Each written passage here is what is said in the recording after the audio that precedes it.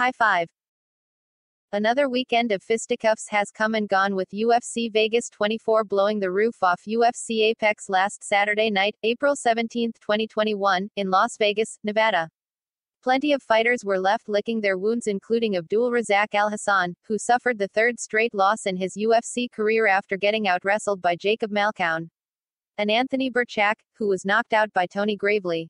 But which fighter is suffering from the worst post-fight hangover, now a few days removed from the show? Kelvin Gastelum. Coming into his headlining bout against Robert Whittaker, Gastelum had 1 month to get into combat shape and prepare for the former middleweight champion after agreeing to step in to face the Reaper after Paulo Costa bowed out of the fight. Getting his weight right in such short time was probably his biggest challenge, because Gastelum had already prepared to do battle against Whittaker a few years back before the fight was cancelled at the 11th hour. Still, Gastelum gave it all he had come fight night, going the distance with the former champ.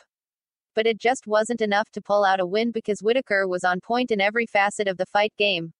He outstruck Gastelum and handled him in the wrestling department. While Gastelum did have a few shining moments, it was pretty much all Whittaker for 5 rounds.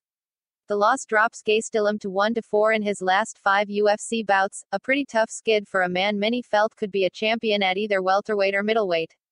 And with good reason, because Gastelum started his UFC career off at the 1st of March 10, scoring big wins over Tim Kennedy, Nate Marquardt, Johnny Hendricks, and his brutal knockout win over former 185-pound champion, Michael Bisping.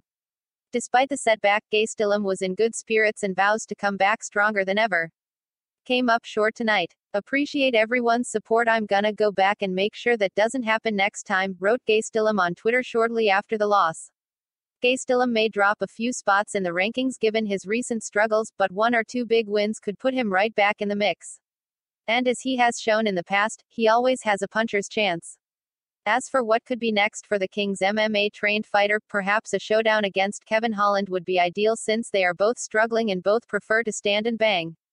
Holland is on a 2-fight losing streak and was last seen getting dominated by Marvin Vettori. He did promise to brush up on his wrestling moving forward, but he likely wouldn't need it if he gets matched up against Gastelum next.